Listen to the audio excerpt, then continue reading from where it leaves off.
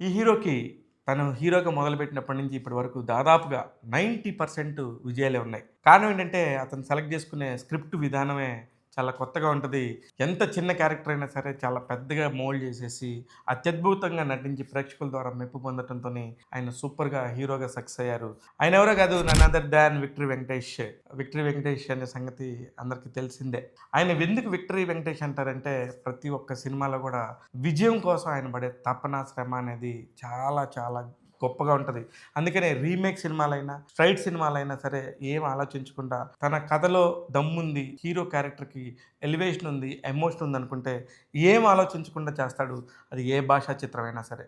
అందుకే విక్టరీ వెంకటేష్ అనే పేరొచ్చింది. అన్ని సినిమాలు కూడా దాదాపు 90% సినిమాలు విజయవంతం అవుతాయి.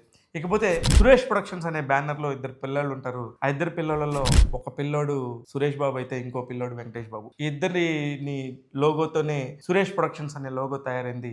ఈ సినిమా సంస్థకి 56 సంవత్సరాలు నిండినాయి. అంటే వెంకటేష్ బాబు 8, 9 సంవత్సరాలు ఉన్నప్పుడే ఈ సినిమా బ్యానర్ స్టార్ట్ అయింది. అక్కడి నుంచి ఇప్పటి వరకు కూడా భారతదేశ చరిత్రలోనే ఒక గొప్ప బ్యానర్‌గా ఈ సురేష్ ప్రొడక్షన్స్ అనే సంస్థ నిర్మించబడింది. ఇకపోతే వెంకటేష్ బాబు మొదటగా హీరో అవ్వటానికి కారణం ఎవరంటే ఎవ్వరికి తెలియని విషయం సూపర్ స్టార్ కృష్ణ గారు. సూపర్ స్టార్ కృష్ణ గారు 1986 ఆ టైంలో విపరీతమైన బిజీలో ఉండేవారు. సంవత్సరానికి 10, 12 సినిమాలు, 15 సినిమాల దాకా రిలీజ్ అయ్యాయి. ఆ టైంలో ఒక సబ్జెక్ట్ తీసుకొచ్చేసి 'కలియుగ పాండవులు' అనే సినిమాకి కావాలి అన్నప్పుడు కృష్ణ గారి డేట్స్ దొరకకపోతే కృష్ణ గారే రామానాయుడు గారిని పిలిచి, రాఘవేంద్ర గారిని పిలిచి ఈ అబ్బాయి బాగానే ఉంటాడు కదా! రామానాయుడు గారు చిన్న అబ్బాయి. ఎందుకు ఆ అబ్బాయిని హీరోగా చేయకూడదని చెప్పి సలహా ఇచ్చినప్పుడు అప్పుడే అతనికి చదువు కూడా కంప్లీట్ చేసుకున్న యూఎస్ నుంచి ఫ్రెష్‌గా ఇండియాకి వచ్చిన వెంకటేష్ వై నాట్ అని చెప్పేసి అనిపించింది. వెంటనే రామానాయుడు గారు కూడా రంగంలో దిగి వెంకటేష్ బాబు నువ్వే హీరో అని చెప్తే ఓకే అన్నారు.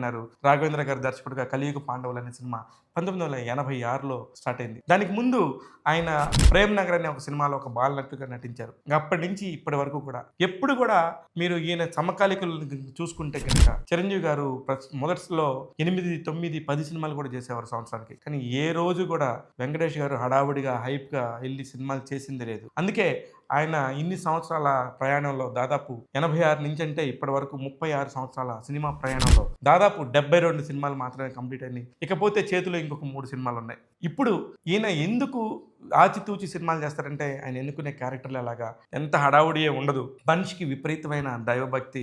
దేవుడే అన్ని నిర్ణయిస్తాడు. ఇక్కడ మనం అంతా నిమిత్త మాత్రంలో జస్ట్ ఒక గేమ్ ఆడటానికి వచ్చాం. ఆ గేమ్‌లో ఆడేసి వెళ్ళిపోవాలి అనే ఒక ఫిలాసఫీని ఆయన పాటిస్తూ ఉంటారు. రమణ మహర్షి అంటే చాలా చాలా ఇష్టం. అందుకే రమణ మహర్షి నవలలు కానీ రమణ మహర్షికి సంబంధించిన పుస్తకాలు చదువుతూ ఆయన చాలా కూల్‌గా ఉంటాడు. కానీ చెప్పిన పని చెప్పినట్టుగా ఎంటర్‌టైన్‌మెంట్ చేయడానికి కానీ నవరసాల్లో ఏ రసాన్నైనా అవలీలగా పలకించగలనట్టుడు విక్టరీ వెంకటేష్. అందుకే ఆయనకి అన్ని విజయాలు దక్కినాయి. చాలా slow and steady win the race అనే ఒక రేస్‌లోనే ఉంటాడు తప్ప ఎప్పుడు నేను నంబర్ 1 ఉండాలి అనే గేమ్ రేస్‌లో ఎప్పుడు లేడు. ఇకపోతే ఆయనకి క్రికెట్ అంటే విపరీతమైన ఇష్టం.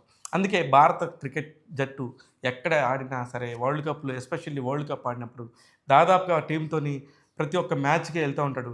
స్పెషల్‌గా పాకిస్తాన్ ఇండియా మ్యాచ్ అంటే మాత్రం ఖచ్చితంగా అది ఏ కంట్రీలో అయినా ఎళ్లి ఆయన పార్టిసిపేట్ చేస్తుంటాడు. అలాగే టాలీవుడ్ క్రికెట్ సంబంధించి ఈయన ఎన్నో సేవలను చేశాడు. ముఖ్యంగా టాలీవుడ్ సెలబ్రిటీ క్రికెట్ లీగ్‌కి సంబంధించి ఈయన ఒక మెంటర్‌గా కూడా వ్యవహరించిన సంగతి అందరికీ తెలిసిందే. ఇది క్లుప్తంగా. ఇప్పుడు ఇదంతా ఎందుకు వెంకటేష్ గారి గురించి అంటే ఈరోజు వెంకటేష్ గారి పుట్టినరోజు. ఇప్పటికి 64 సంవత్సరాలు పూర్తి చేసుకొని 65వ సంవత్సరంలోకి ఎంట్రీ ఇస్తున్నారు వెంకటేష్ గారు. వెంకటేష్ గారు ఆల్ ది వెరీ బెస్ట్. మీరు ఇంకా ఇప్పటికి కూడా స్టిల్ యంగ్ లాగా కుర్రోళ్ళతో పోటీ పడి నటిస్తూ ఉన్నారు. సంక్రాంతికి వస్తున్నాం అనే సినిమాతో రేపు సంక్రాంతికి మీరు హడావుడి చేయడానికి వస్తున్నారు.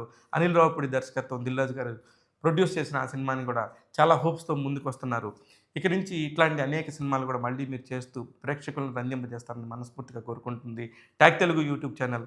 చూస్తూనే ఉండండి. ఇట్లాంటి అనేక విషయాలను మీకు ఎప్పటికప్పుడు అందిస్తూ ఉంటాను. నేను మీ శివ మల్లాల.